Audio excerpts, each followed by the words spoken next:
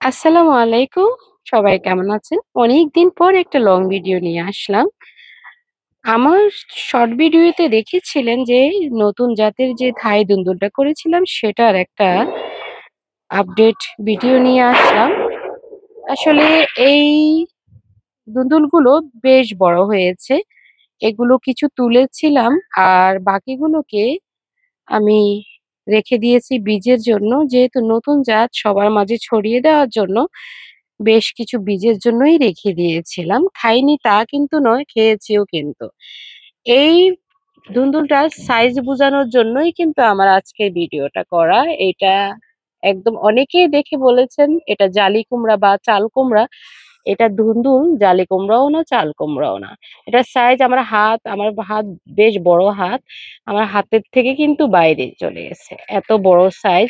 তবে এই সময়তে তো কাটা যাবে না, কারণ এগুলো যেহেতু বীজের জন্য রেখেছিলাম, সেজন্য এগুলো এখন কাটা যাবে না।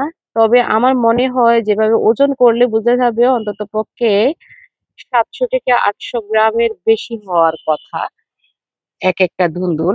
যদিও আরো আসতেছে। এখানে এখনো গাছে প্রায় 9টার মতো ধুন্দুল আছে। আর ছোট্ট একটা গাছ এত এত ধুন্দুল হয়ে আছে, গাছও কিন্তু দুর্বল হয়ে যাচ্ছে। প্রচন্ড খাবার দিতে হয় এই গাছটাতে, না হলে কিন্তু ধুন্দুল গুলো ফেটে যায়। আশেপাশের আওয়াজের কারণে কথা বোঝা যাচ্ছে কিনা জানি না। পুরো গাছটা দেখাই। পুরো গাছটা দেখালে বুঝতে পারবেন। একটু ধুন্দুল গুলো দেখেন পাশাপাশি যে কয়টা ধুন্দুল আছে। প্রায় 9টা ধুন্দুল আছে এখনো, বিশাল বড় সাইজ।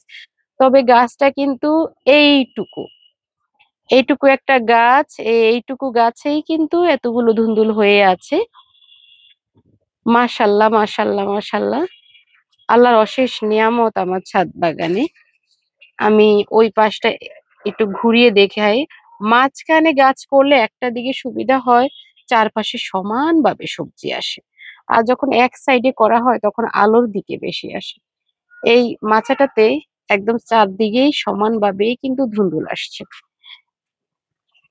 এখানে 2টা আছে, এগুলো একটু বড় হচ্ছে। তবে বড় হওয়ার ছিদ্রকারী পোকার কারণে এমন অবস্থা হচ্ছে।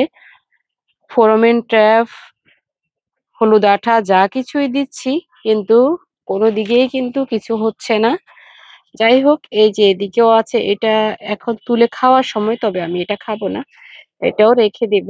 এই যে আরেকটা আছে, একটু এইদিকে নিয়ে আসি এটাকে বাইরের দিকে। এই যে এটাও কিন্তু সাইজ অনেক বড় আসছে। সব দিকে সমানভাবে ধুন্দুল আসছে। তবে প্রচুর খাবার দিতে হয় এই গাছে, অনেক খাবার লাগে। না হলে কিন্তু ছোট ছোট আরো যে এই যে অনেকগুলো ধুন্দুল আসতেছে, সেগুলো কিন্তু ফেটে যাবে। আমি দেখেছিলাম কয়েকটা ফেটে গেছে, তখনই আবার খাবার দিলাম। খাবার বলতে গোবর সার, ভার্মি কম্পোস্ট, আর হলো খৈল পচা পানি, এগুলো দিয়েছিলাম।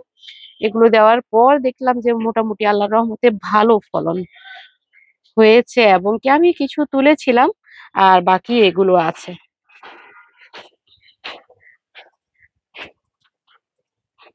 একটু আলোর দিক থেকে দেখাই, দূর থেকে দেখাই। এই গাছটা আমার, ধুন্দুল গুলো এই পর্যন্ত আসছে। সবাই অনেক ভালো থাকবেন। কেমন হলো ফলন? যদি সবগুলো রেখে দিতাম আরো বেশি দেখা যেত। তবে এত সবগুলো তো আর বীজের জন্য রেখে দেওয়া যায় না, সেজন্য কিছু তুলেছিলাম আর বাকি এগুলো আছে। আলহামদুলিল্লাহ, আল্লাহর কাছে লাখ কোটি শুকরিয়া। সবাই অনেক ভালো থাকবেন, অনেক সুস্থ থাকবেন। আল্লাহ হাফেজ।